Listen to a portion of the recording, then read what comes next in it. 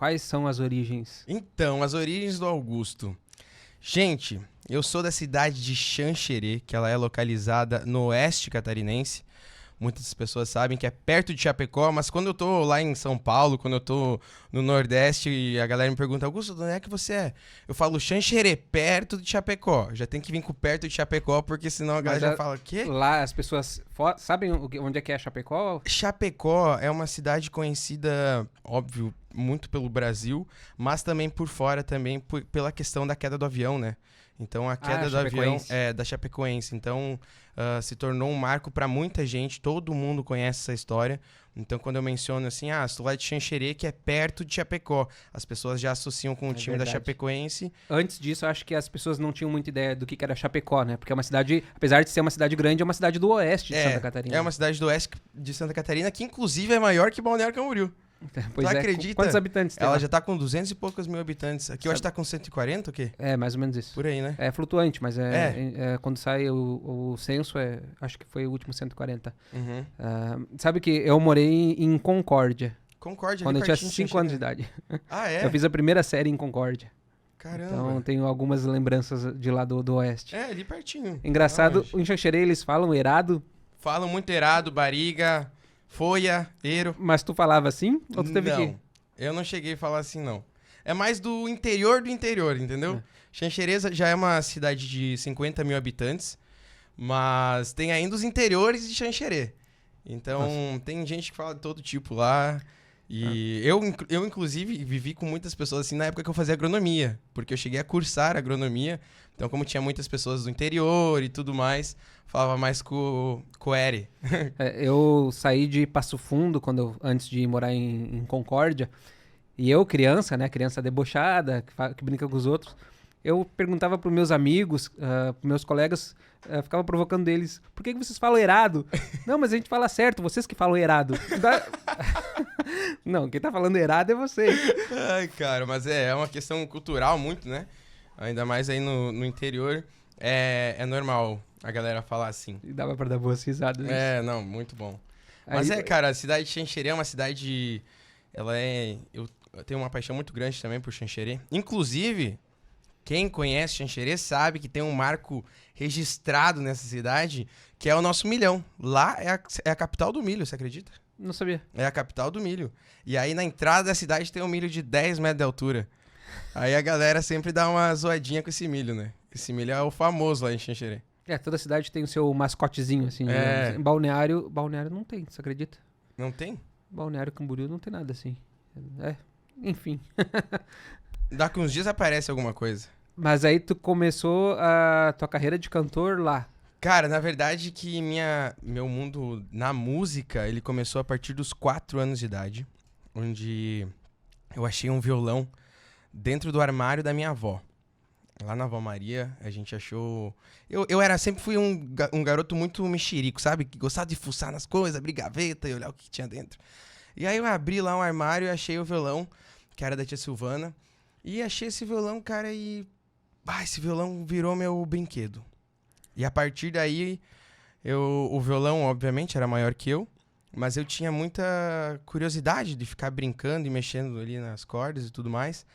Até que comecei a pegar o jeito, meu pai viu a maneira que eu tava segurando o violão no início, e aí ele me colocou pra um curso de música ali, de violão e tal. E aí na hora eu já peguei muito rápido esse instrumento. Quantos anos tu tinha? Eu tava com 5, 6 por aí. Aí eu já comecei Idade boa de começar um instrumento. Foi nessa época que eu realmente me dedicava nisso. Tipo, o meu brinquedo era o violão. Uhum. Então, é aquele ditado, né? Que a prática ela leva à perfeição. Então, eu praticava o dia todo. Meus pais tinham que às vezes falar, Augusto, para de tocar um pouco de violão, né? Mas, graças a Deus, aí me deu um dom muito incrível, que é da música, assim. A coisa que eu mais amo na vida. E quando eu tava tocando, cara, eu lembro, no início, como o violão era maior que eu ia tocar o violão caía. Não conseguia segurar no colo, né, o violão. Aí, os meus dedinhos ficavam... Parecia que eu tava tocando um cavaquinho, né? A caixa do violão caía aqui pro lado. E eu ficava aqui com os dedinhos tocando. E toda semana, a minha mãe, ela tinha que vir com uma agulha pra furar o meu dedão. Bolha? Bolha, cara. me vinham umas bolhas. Que assim, era uma bolha tão grande que a minha mãe tinha que furar pra eu conseguir escrever na aula. Nossa. Porque eu aprendi a tocar antes de começar a escrever. Então, como eu me dedicava muito nisso, em ficar tocando, e meus dedos eram muito pequenos, eu não conseguia segurar uma palheta. Então era só com o dedão mesmo, metia o dedãozão lá e tá. Até que... Era no dedão mesmo que criava a bolha. Por causa no dedão, aqui no dedão, daí eu não conseguia segurar o lápis pra escrever Não, na aula. não de segurar as cordas. Não era de segurar as cordas, é os calos que tem. Uhum. Mas aqui, ó, nessa questão de ficar mexendo nas cordas, foi onde desenvolvia bolhas e era praticamente toda semana aí que a mãe tinha que ficar furando, aí eu ficava lá assim, ó, segurando. Mãe, vai, fura. Pra daí conseguir escrever na aula, senão Mas ficava não tinha palheta ou tu não conseguia segurar a Eu palheta? não conseguia, meus Qualquer? dedos eram muito pequenos. Pequenininho. Aí tinha que dar o jeito. Esse né? violão era de quem?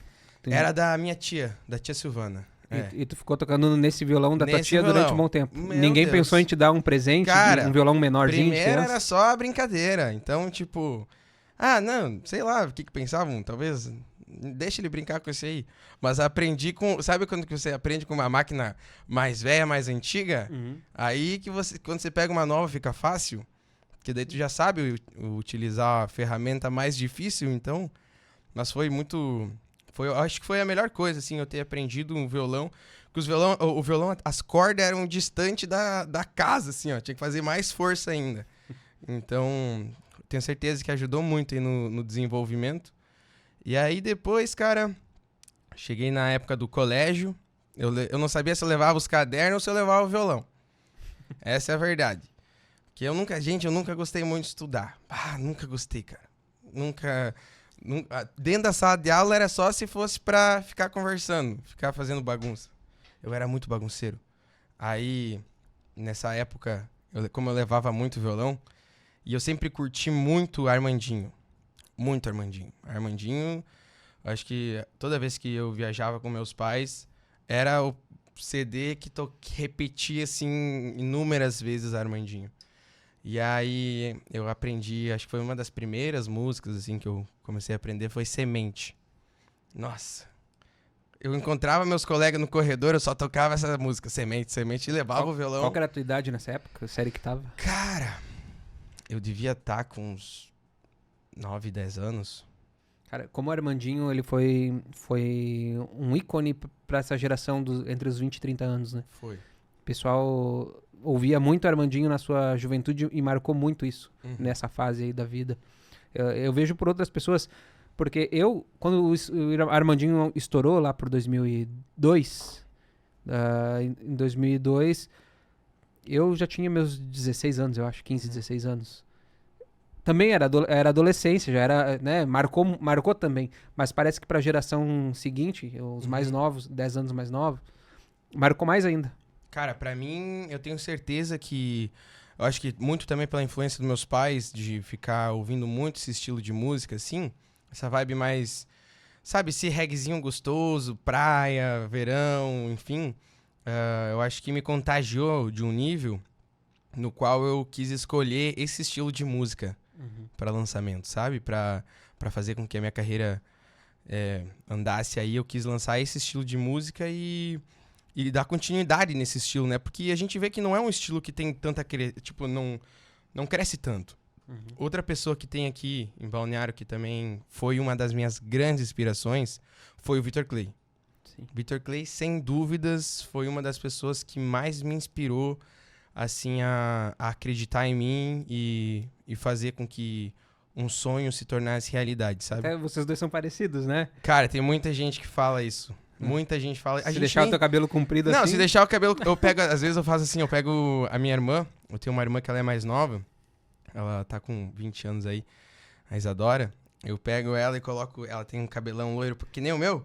Aí ela vem atrás assim, coloca o cabelo dela e fica aparecendo assim, sabe? Ainda mais quando deixa a barba e tal. Conhece já chegou a conhecer o Vitor Clay ou o Cara, Armandinho? Ainda não conheci. Nenhum dos dois?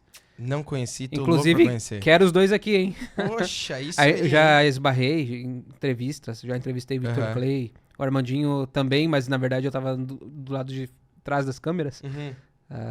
Mas já fizemos o convite aí, queremos vocês aqui, hein? Poxa, mas pra mim vai ser uma honra. Cara, esse cara, assim, é difícil a gente pegar e admirar alguém. Eu, pelo menos, nunca fui esse tipo de pessoa de pegar e ficar, assim, querendo entender, querendo conhecer e, sabe?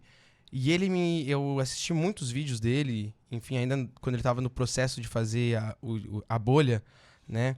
Então, eu montei meu cantinho lá na minha casa que eu gostava, que eu chamava que era meu estúdio. Coloquei uma TVzinha lá e ficava assistindo e vendo o estilo de música, estudando.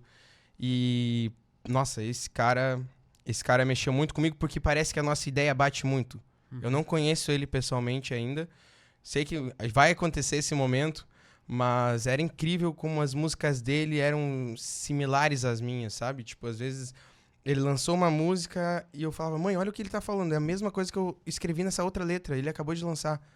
Então, acontece que parece que a gente tem uma conexão aí muito massa de vibe, enfim, musical, tudo. E tu começou a compor com quantos anos já? Pá, cara, começar a compor...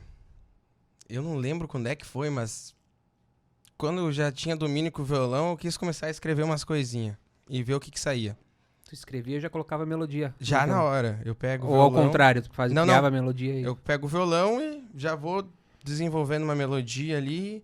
E através dela já vou fazendo tudo. Já tudo na hora, já sai tudo pronto. E aí fica... Eu vi uma entrevista tua, eu acho. Tu tem uma quantidade considerável de composições, né? Tenho, mano. Quanto que... Cara, pra ter noção, não sei quantas que eu tenho. Mas eu tenho muitas. Tem muita letra ainda que não foi lançada. Hoje em dia já foi lançado 6 músicas. Mas tem muitas letras ainda.